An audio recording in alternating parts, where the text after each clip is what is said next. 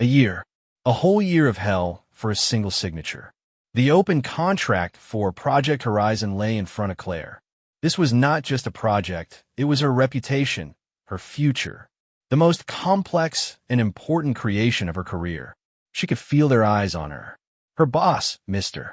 Sterling, offered an encouraging smile, but Claire knew his entire firm was on the line.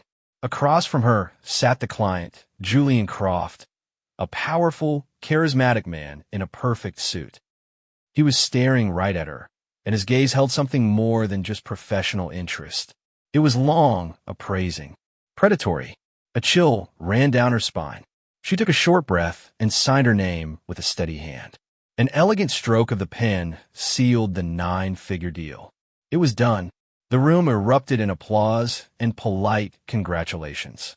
Handshakes, smiles, the clinking of champagne glasses that seemed to appear out of nowhere. While Mr. Sterling accepted congratulations from Croft's team, Claire turned to the window for a second, pulling out her phone. Her fingers flew across the screen. "We did it." The reply from Ben was instant, as if he'd been waiting by the phone. "I never doubted you for a second. CA not wait to celebrate with MY genius wife tonight. The world is at your feet, my love."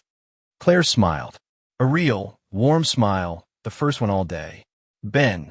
Her Ben. He was the foundation Project Horizon was built on. He was the one who brought her dinner at the office at 2 in the morning when she was about to collapse from exhaustion. The one who listened to her crazy ideas for hours, nodding and asking the right questions. His were the hands that massaged her shoulders when she fell asleep over the drafting table. Without him, this triumph simply would not have happened. Their marriage was not just a union. It was a partnership, a fortress where they fought for each other. This was their shared victory. "Brilliant work, Claire." Julian Croft's voice pulled her from her thoughts. He had moved so close she could smell his expensive cologne, notes of sandalwood and tobacco. "I knew you were the one I needed." You've got a will of steel behind that angelic face. He held out a glass to her. Claire smiled politely, accepting it, but took a tiny step back, reclaiming her personal space. In that moment, she felt like she could do anything. She was on top of the world, having achieved something other architects could only dream of. She had a project that would go down in history and a man waiting for her at home to share in the victory. The perfect life. The perfect balance. What could possibly go wrong? The celebration at the office was stiff and boring. Colleagues would come over, shake her hand, offer the usual compliments, but all Claire could see in their eyes was envy. The real center of gravity was Julian Croft. When he spoke, everyone fell silent. "This calls for a real celebration." His low voice easily cut through the buzz in the room. He looked first at Mr. Sterling, then at Claire. "Not here. I'm inviting the winning team. You, Arthur, and you, Claire, to my yacht. The champagne is already chilled." Mr. Sterling, who Claire saw without a look of professional tension for the first time, beamed. "Julian, that is a magnificent offer. Claire, we see a not possibly refuse." Claire felt a pang of doubt. She wanted to go home to Ben, to their quiet, cozy sanctuary where she could finally breathe. But refusing now meant disrespecting the client and spoiling the moment of triumph. It was not just a gesture, it was part of the game you play at this level. "I'd love to," she lied, forcing a smile. The yacht, the Naiad, was a work of art.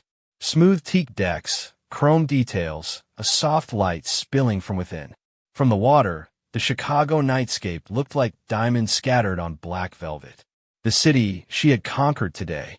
A waiter in a crisp white uniform immediately filled their glasses with ice-cold champagne. "To Horizon," Julian proclaimed, "and to its beautiful creator." They drank. Then they had another. The conversation flowed, light and easy. Julian was a brilliant conversationalist. He spoke of art, of travel, and did it in a way that made Claire feel like the most interesting woman in the world. Mr. Sterling, her boss Arthur, had transformed as well.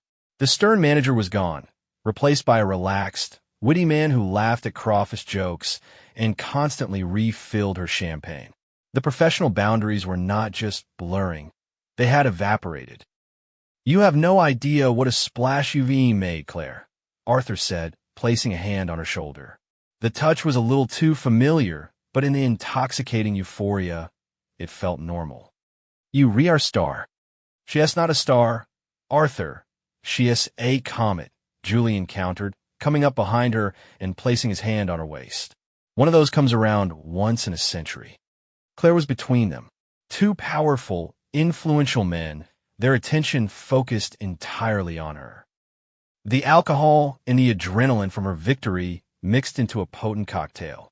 Ben's voice, the one that always served as her compass, fell silent. She was drunk on success, on power, on her own importance. It all happened fast, as if in a fog. Julian turned her to face him and kissed her, possessively, demandingly, leaving no room for objection. Claire kissed him back, eagerly. Just then, Arthur joined them. His hands landed on her shoulders, his lips on her neck. The protest that should have erupted in a scream died somewhere deep in her consciousness.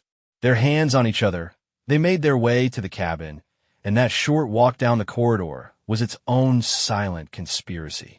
Julian, his hand on her waist, Arthur S. on her shoulder. She walked on her own, feeling like a queen. The darkwood door clicked shut behind them with a soft, expensive sound, cutting them off from the rest of the world. The cabin smelled of leather, the sea, and expensive whiskey. The soft, dim light made the shadows deep and reality pliable. She was not just not resisting, she wanted this.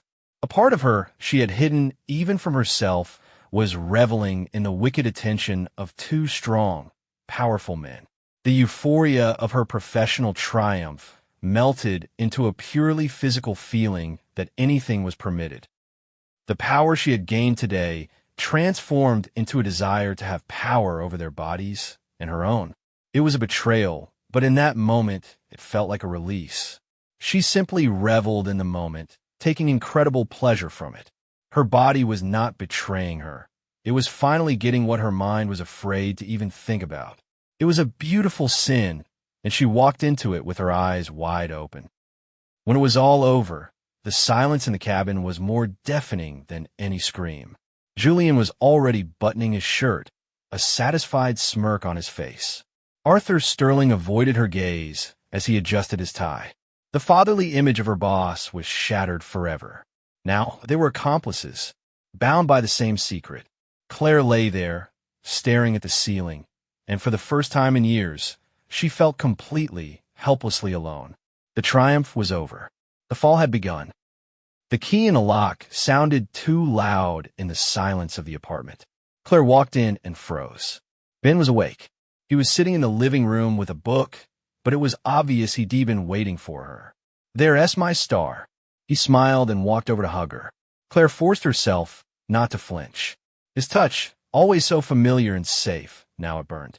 She felt dirty, stained. She quickly pulled away from his embrace. I'm sorry, I'm just exhausted. Her voice sounded like a strangeress. Too much champagne. That's what I figured. Ben did not doubt her for a second. So, was Croft impressed? More than. She looked away. I just need a shower. To wash this day off me. Of course. Get some rest, my love. Tomorrow is your night. You have not forgotten about the banquet, have you? The whole city will be there to celebrate you. She had not forgotten. Standing under the scalding hot water, she scrubbed her skin raw, but the feeling of their hands on her would not disappear. She knew tomorrow night was going to be torture. The next day, she put on a mask. A flawless dress, perfect makeup, a rehearsed smile. When she and Ben walked into the gleaming hotel ballroom, he squeezed her hand, beaming with pride. Look, everyone else watching you. You read the main event. Claire smiled and nodded at the guests, but she was finding it hard to breathe through the rising panic. She scanned the crowd for two faces, afraid and yet expecting to see them. The first was Arthur Sterling. Her boss looked sick.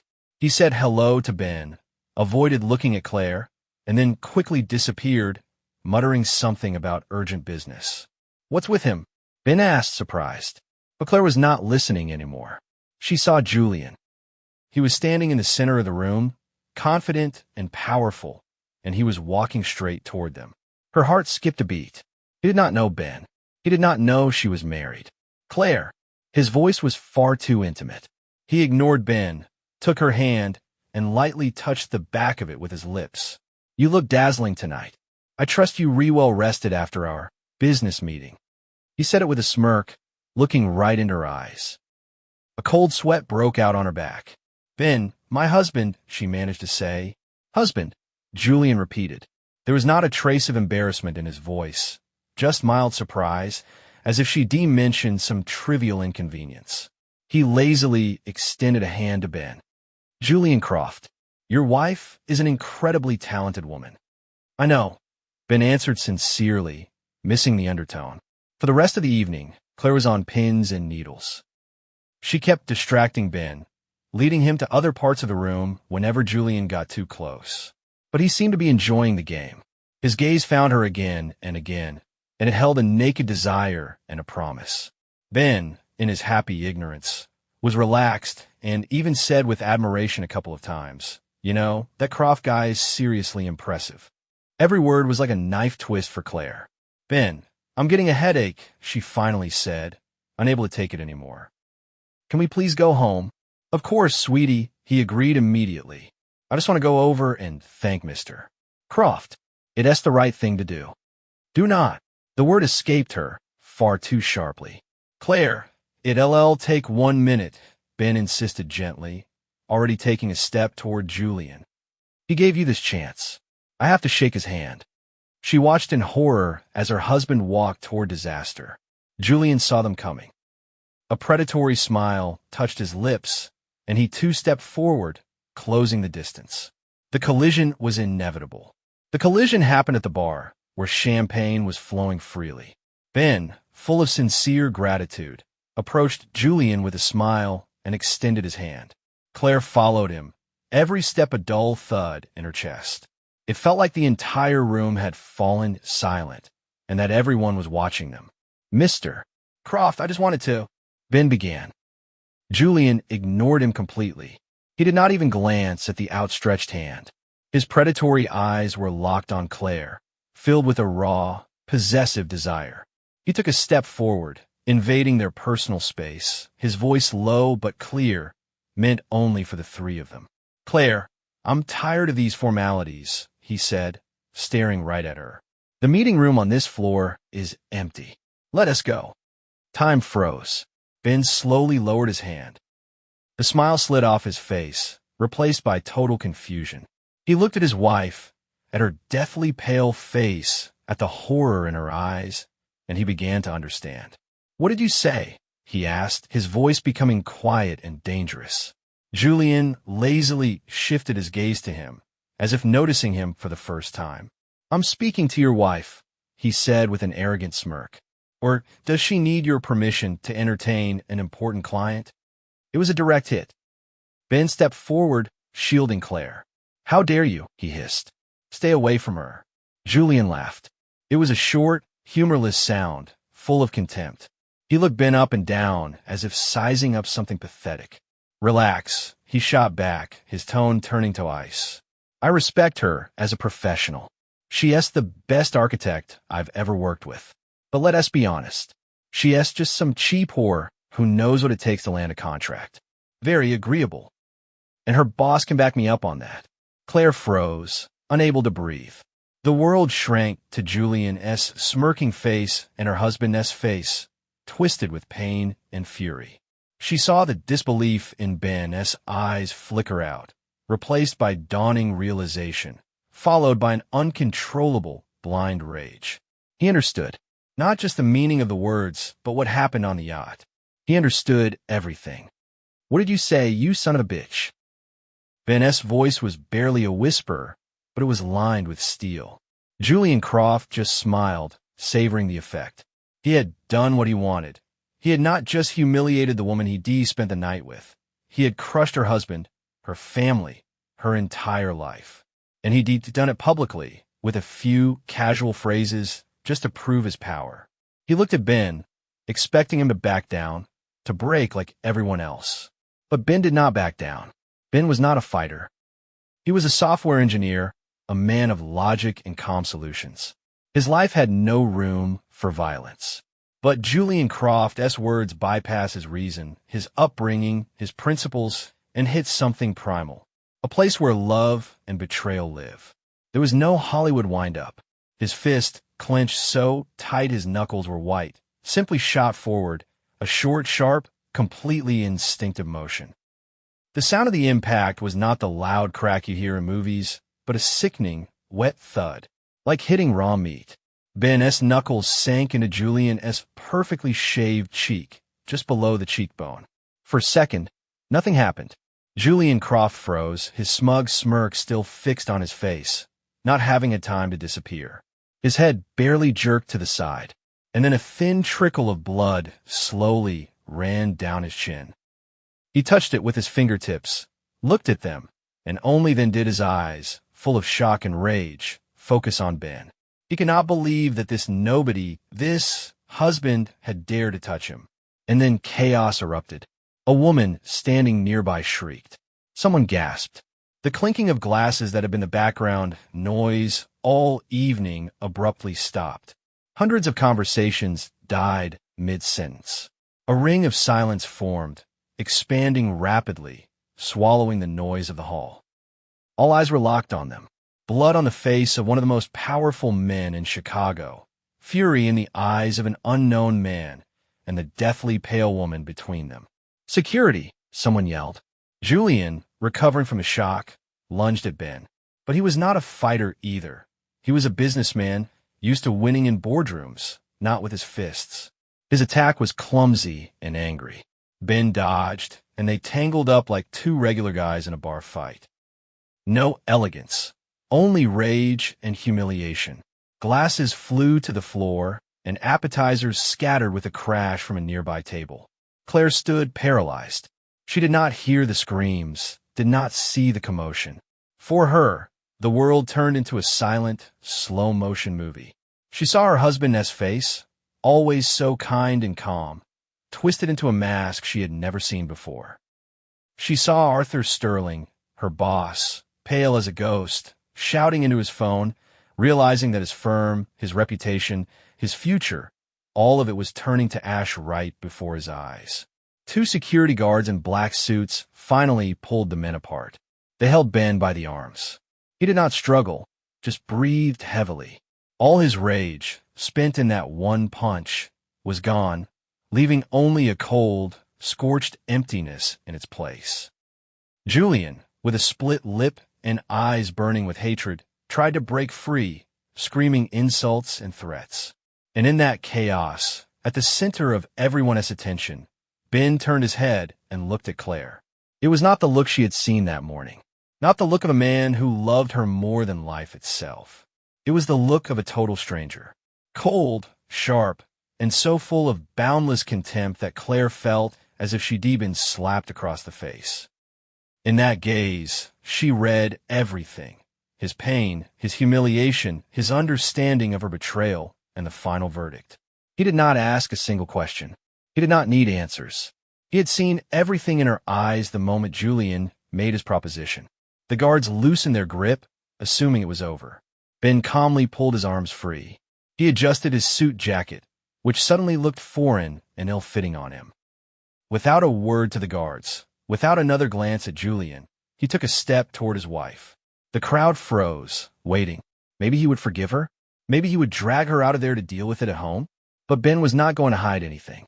Her humiliation had to be as public as his.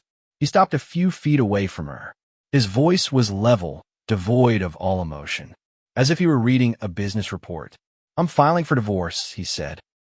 Not loudly, but in the sudden silence, his words landed like a thunderclap. "My lawyer will contact you tomorrow. Do not come home. I'll have your things sent to you." He did not use her name. He spoke to her as if she were an annoying mistake that needed to be corrected and erased from his life as quickly as possible. And that was it. He turned and walked toward the exit. Not fast, not slow. He just walked away, his back straight, cutting through the crowd that parted for him like water for the bow of a ship. No one tried to stop him. Claire was left alone in the center of the room. Alone, under the fire of hundreds of curious, pitying, and gloating stares. Her triumph, her career, her most important project, all of it had become the set for her personal disgrace. The champagne in the glasses lost its sparkle. The music was no longer playing. Her perfect life, built on a strong marriage and a brilliant career, had collapsed in the space of 3 minutes. She watched the back of her departing husband, the only person who had truly believed in her, and understood that the price she had paid for one night on a yacht was far too high. She had paid with everything she had, and there was no change. 6 months passed. The Chicago autumn had given way to a cold, biting winter that seemed to reflect the state of Claire's life. In those 6 months, all the consequences of her actions had settled with brutal clarity. Bennett kept his word. The divorce papers appeared at her cheap, rented apartment within a week. He did not want to fight over anything. He just wanted to erase her from his life. Crushed and broken, Claire signed everything without a word. Their marriage, which had seemed so strong, was officially dissolved in just over 2 months. She never saw Ben again. He blocked her number, deleted her from social media, and, as she heard from mutual acquaintances, transferred to his company's office in another state to start over. Her personal collapse went hand in hand with her professional one. The morning after the scandal, Julian Croft not only terminated the contract for Project Horizon, but also hit Arthur Sterling's firm with a multi-million-dollar lawsuit for reputational damages. The building that was supposed to be her masterpiece would forever remain a stack of blueprints. Having lost their biggest client and facing financial ruin, the board of directors forced Arthur Sterling to resign in disgrace. Claire herself had resigned the next day, sending an email. No one tried to stop her. Her name became toxic. In the tight-knit world of Chicago's elite architecture, all doors were closed to her. Now, she lived alone, surviving on small, anonymous freelance projects. She worked at night to avoid seeing people. Sometimes she would step out onto the balcony of her small apartment on the outskirts of the city and look at the glittering downtown skyline. She would look at the horizon, where her masterpiece was supposed to stand. But there was only an empty space. Her triumph had been a mirage. The price of her betrayal was real. She had lost everything: her husband, her job, her reputation, her dream. And in this new, empty life, she had nothing left but time to think about how one mistake, one wrong step over the line, could cost a lifetime. And that's where today's story ends.